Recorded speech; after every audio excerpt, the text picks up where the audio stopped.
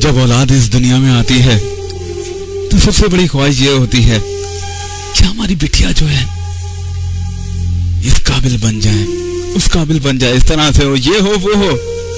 और जब वो मासूम सा बेटा दुनिया में आता है तो कितनी खुशी होती है पूरे खानदान के चेहरे पे कि ये वो चिराग है जो जलेगा, जो रोशन होगा, हमारे खानदान को रोशन करेगा।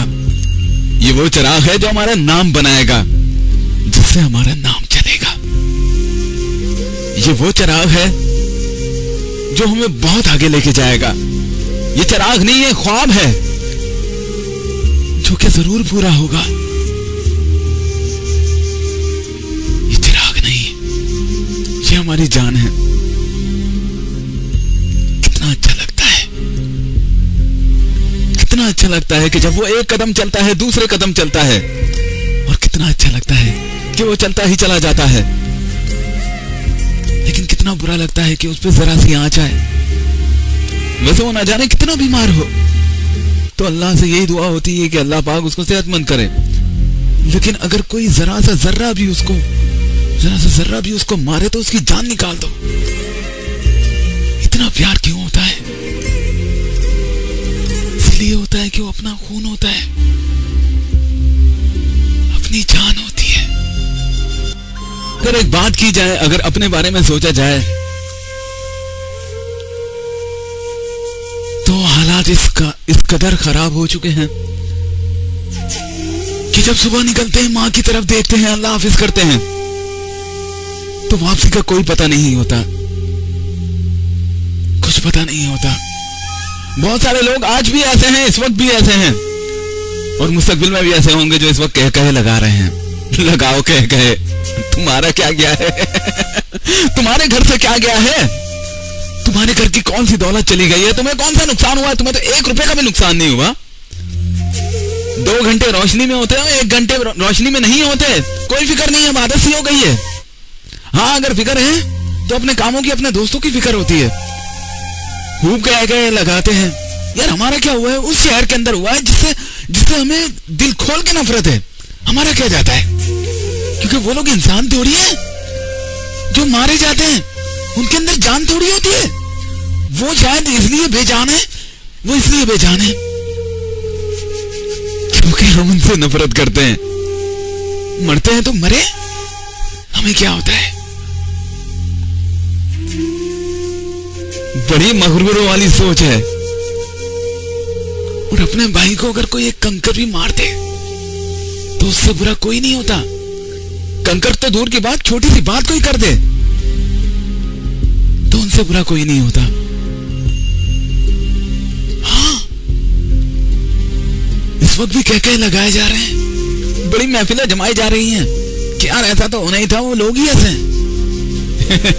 उनके घर से जाके पूछो जिनके घर का लाल चला जाता है, जिनके घर का चिराग चला जाता है, जिनके घर में मातम है, किस लिए मारा गया?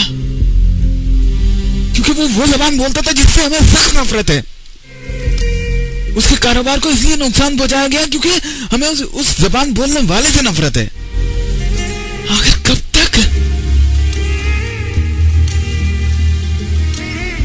क्या ये बड़ी बात नहीं कि वो इंसान है अगर आपके कंट्री में है या नहीं?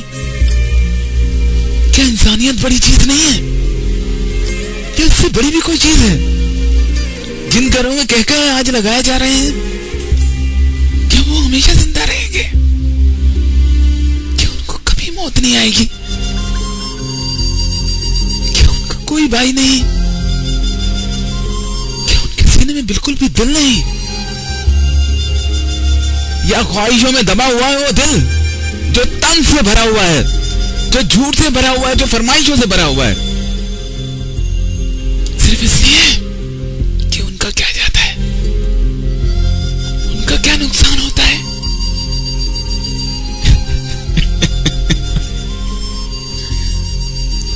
जिसका नुकसान होता है उसको तो होश ही नहीं होता। क्या चला जाए अगर 2 हाथ उठा लो? यूनिटी तो दूर की बात है, यूनिटी करना यानी कि इत्तेहाद के साथ रहना तो बहुत दूर की बात है। खुदा का खौफ हो जाए बहुत बड़ी बात है यार।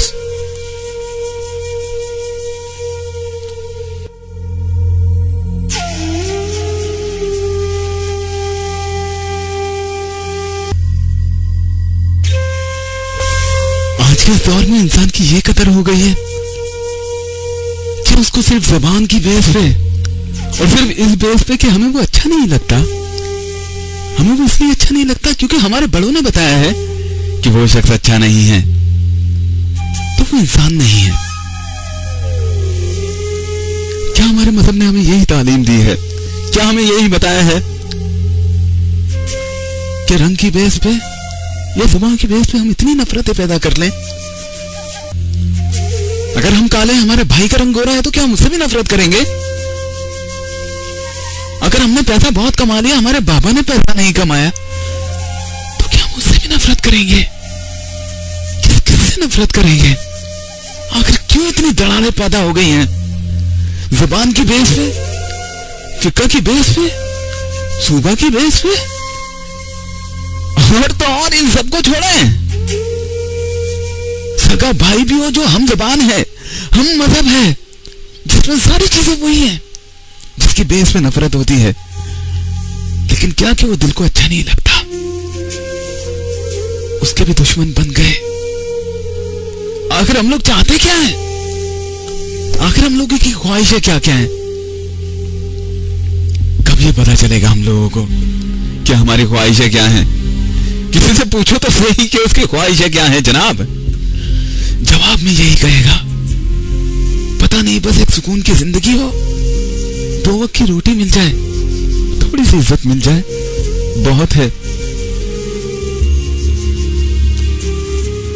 लेकिन अगर बात की जाए जॉब की, तो जॉब ऐसी होनी चाहिए कि जिसमें हम कुर्सी पे टेक लगा के बैठे और कोई आए नौकर जैसा हमसे कह दे कि साहब जी आपको ठंडा चाहिए, गर्म चाहिए, जैसा मर्जी आपको चाहिए, हम आपको हाजिर कर देंगे, और काम कोई ना हो। और इसके साथ साथ मेरे अंडर में बहुत सारे लोग काम करें। खुदा जो खालिक कायनात है, जो उस पूरी कायनात को चला रहा है, जो एक एक चीज को देख रहा है, जो हर किसी के अमल को देख रहा है, जो सब कुछ जानता है, जिसने हर चीज का हिसाब लेना है, ये गुनाहगार को भी पता है, जो नेक काम करता है उसको भी पता है। उसके बावजूद एक दूसरे के सिर्फ इसलिए दुश्मन कि हमें अच्छे नहीं लगते। हमारे बड़े जो कहते हैं हमने क्या वही मानना है? बड़े तो ये भी कहते हैं कि हमने 5 वक्त की नमाज पढ़नी है। क्या हम जाके नमाज पढ़ते हैं या गलियों के कोनों पे बैठे रहते हैं, जिस तरह से वो बुजुर्ग टीवी पे बैठ के बुराइयां कर रहे होते हैं, एक दूसरे के दिलों के अंदर कुफ्र डाल रहे होते हैं। इसी तरह से हम भी जाके महफिलों में बैठ के वही टॉपिक रखाते हैं। और तो और इसके साथ साथ इंटरटेनमेंट की जगहों पे भी, खुशियों की जगहों पे भी सब कुछ वही हो रहा होता है कि वो बुरा है, वो अच्छा है। पिछले 63 सालों से अच्छा बुरा हो रहा है। क्या किसी के अच्छा बुरा बोलने से कोई चेंज हुआ है या चेंज हो सकता है?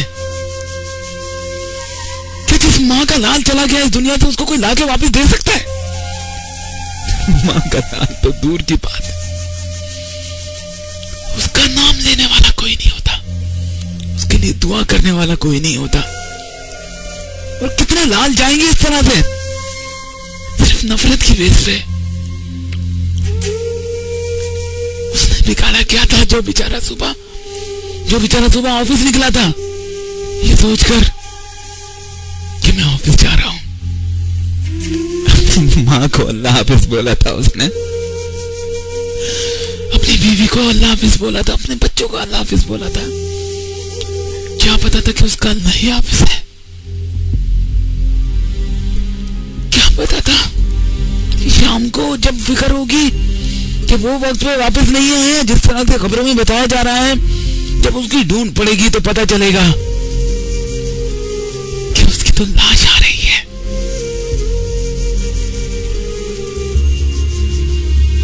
किससे?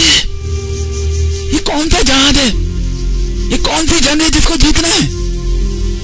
और उसमें जीतने के बाद मिलेगा कौन सा इनाम? ये कोई नहीं है, ये हम खुद हैं।